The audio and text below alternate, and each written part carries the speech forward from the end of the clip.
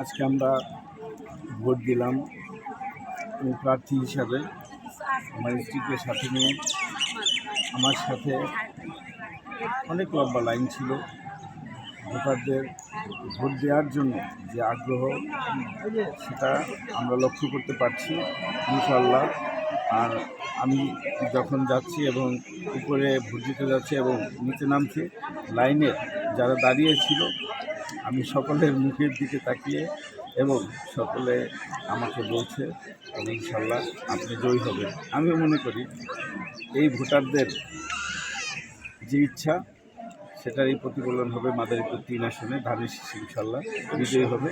আমি আমার ভোটারদের উদ্দেশ্যে বলছি, আপনারা আপনাদের পছন্দের প্রার্থীকে ভোট দিবেন।